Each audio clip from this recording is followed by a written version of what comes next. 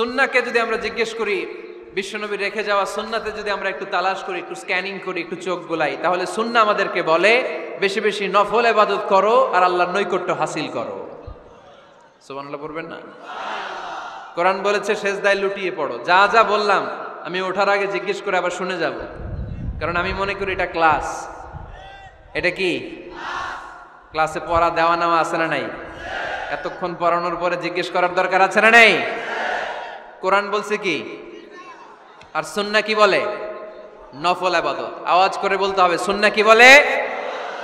বুখারীর বর্ণনা, আল্লাহর হাবিব সাল্লাল্লাহু আলাইহি ওয়াসাল্লাম বলেন, মা ইয়াজালু আবদি ইয়াতাকাররাবু ইলাইয়া বিন নওয়াফিল। বান্দা যত বেশি নফল ইবাদত করতে থাকে, করতে করতে করতে করতে বান্দা আমার কাছের নৈকট্য প্রাপ্ত বান্দা হয়ে যায়।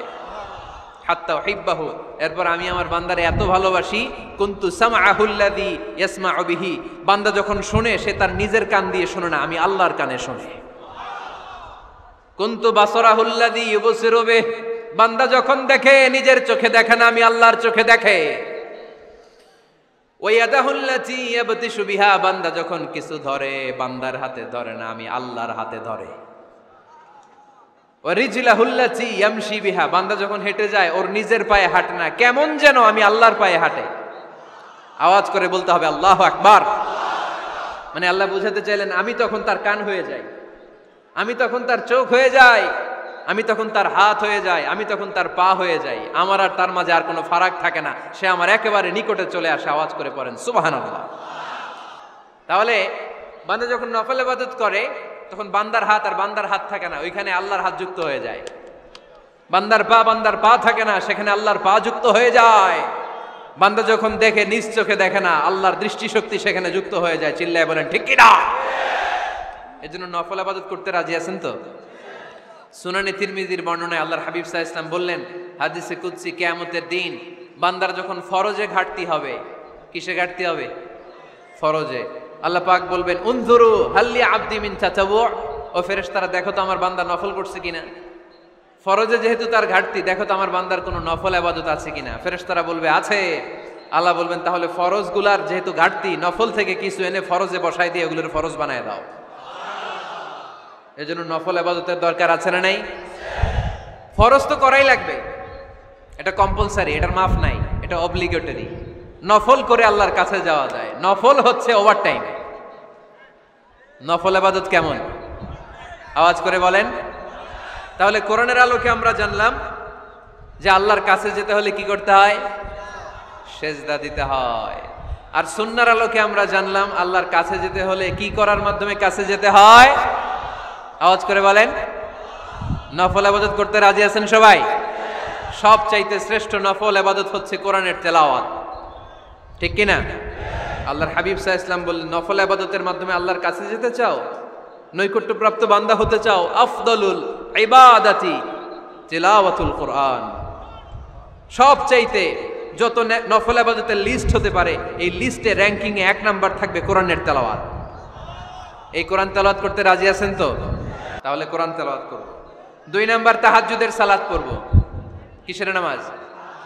হুজুর ফজরই পড়তে পারি না। ফজরই যে ফজর পড়ে তার জন্যই না তাহাজ্জুদ, ঠিক কি না? ফজরই তো পড়তে পারি না, তাহাজ্জুদ করব কখন? তাহাজ্জুদ পড়লে আপনার মর্যাদা বাড়ায় দিবে কে? রব্বুল আলামিন বলেন, ওয়া মিনাল লাইলি ফাতাহাজ্জাদ বিহি নাফিলাতাল লাকা আসা আইয়াবা'আসাকা রাব্বুকা মাকামাম মাহমুদা। তাহাজ্জুদের নামাজ যারা পড়বে তাদের মর্যাদা বাড়িয়ে দেয় কে? আল্লাহ। কারণ ওই মুহূর্তে আল্লাহ প্রথম আকাশে নেমে আসেন আর ডাকে, আলা মিন মুস্তাগফিরিন আগফির আলা। কার ক্ষমা দরকার? ক্ষমা চা, ক্ষমা করে দেব। আলা মিন মুস্তাকসিন আকসুলা। কার খাবারের দরকার, পোশাকের দরকার, চাও দিয়ে দেব। চাও, কার কি লাগবে চাও, আমি দিয়ে দেব। এজন্য শেষ রাতের দোয়া আল্লাহ কবুল করে। এই যে রমজান আসতেছে না সামনে, কোন মাসে রমজান? এপ্রিলে। সেজদায়ে নত হও, অশ্রু ছাড়ো, প্রভুর শরণে হৃদয় গাড়ো। সেজদায়ে নত হও, অশ্রু ছাড়ো প্রভুর শরণে হৃদয় গাড়ো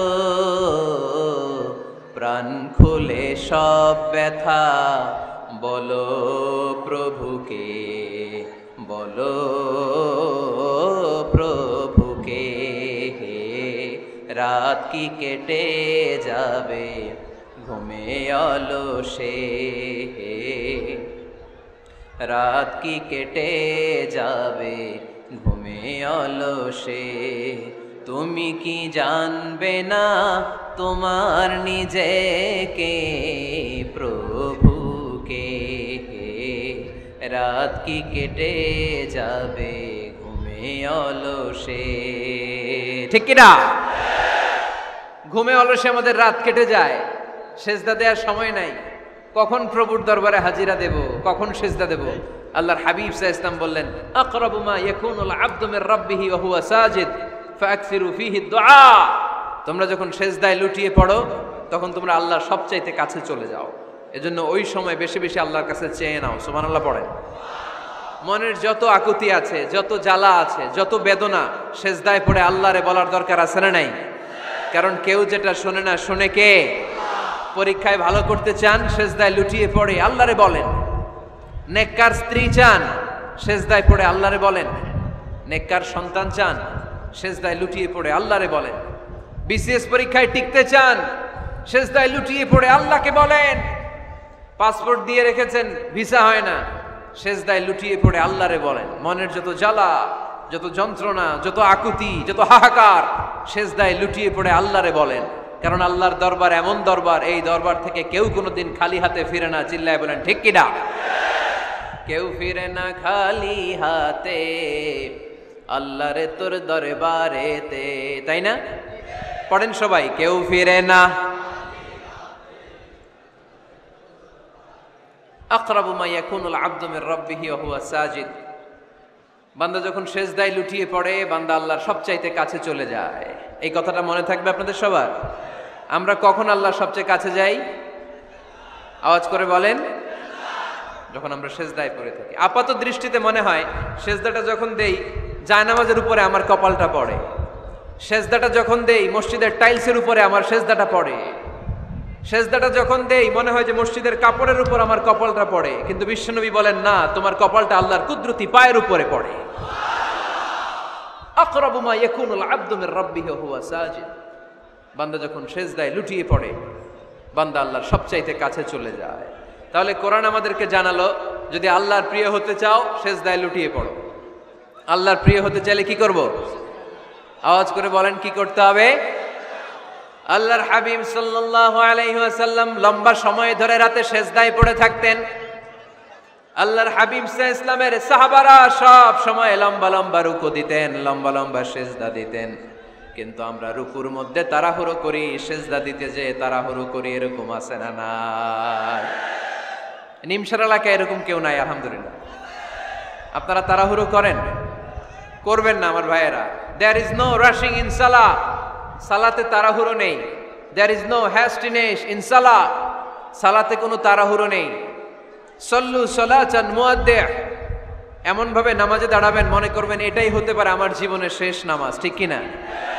পারফর্ম দ্য সালাহ as if this is your last and final prayer এমন ভাবে মুসল্লায় দাঁড়ান মনে করেন এটাই হতে পারে জীবনের শেষ নামাজ this is my last chance এখন বাজে 3:30 কেউ যদি বলে আসরের যে নামাজটা পড়বেন এটাই আপনার জীবনের শেষ নামাজ ওই নামাজ আপনি তাড়াহুড়া করবেন কথা বলেন আরে কাঁদতে কাঁদতে আপনি শেষ এত সুন্দর ওযু বানাবেন এত সুন্দর আতর মেখে জায়নামাজ বিছিয়ে পাঞ্জাবিটা পরে আপনি নামাজে দাঁড়াবেন রুকুতে কি সুন্দর রুকু করবেন লম্বা সময় সেজদা করে চোখের পানি দিয়ে তো সেদিন আপনার জায়নামাজ আপনি ভিজিয়ে দিবেন ঠিক কি না কেন এমনটা করবেন কারণ আপনি জেনে গিয়েছেন এটাই আমার শেষ নামাজ তাই না তো প্রতিটা নামাজের সময় এই জিনিসটা ভাবলে সমস্যা কোথায় আমরা যে আরো আধা ঘন্টা এখানকার সবাই বেঁচে থাকবো কোনো গ্যারান্টি আছে আরো 10 মিনিট হায়াত পাবো গ্যারান্টি 5 মিনিট 2 মিনিট শ্বাস যেটা নিলাম ব্রেথ ইন করলাম এটার ব্রেথ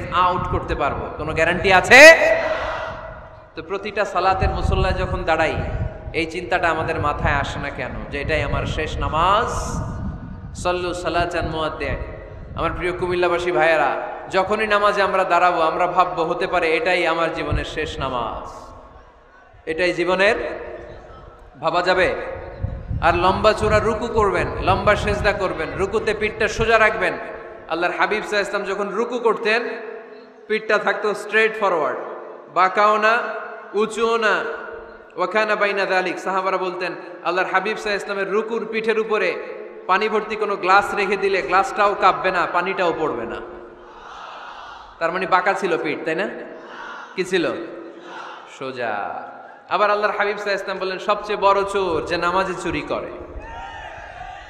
সাহাবারা বললেন কাইফা ইয়াসরিকু ফিস সালাহ, নামাজে কেমনে চুরি করে? আল্লাহর হাবিব সাল্লাল্লাহু আলাইহি ওয়াসাল্লাম বললেন ইয়াসরিকু ফি রুকুইহি ওয়া সুজুদিহি, রুকু সেজদায় চুরি করে। এরকম নামাজ চোর আছে না নাই?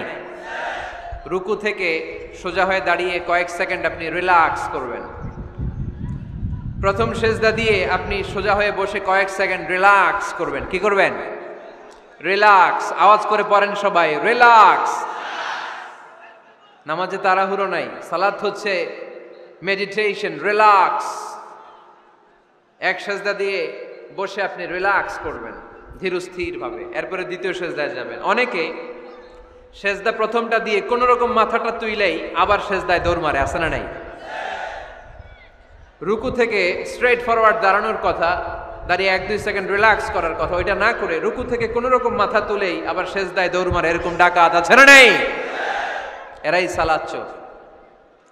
আমরা যেন নামাজ চোরের খাতায় নিজেদের নাম না তুলি, আমরা যেন বেশি বেশি আল্লাহর সেজদা দেই।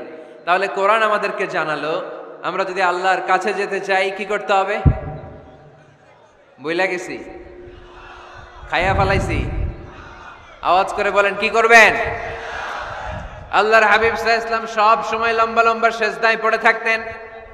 আল্লাহর নবীর সাহাবারা সব সময় লম্বা লম্বা সেজদায় পড়ে থাকতেন। আল্লাহ বলেন তারাহুম রুকআন সুজদা। আপনি দেখবেন আল্লাহর নবীর সাহাবারা আবু বকর, ওমর, উসমান, আলী রাদিয়াল্লাহু তাআলা আনহুম আজমাইন, তাদের স্বভাব ছিল বিপদে পড়লেই লম্বা লম্বা সেজদায় পড়ে যেতেন।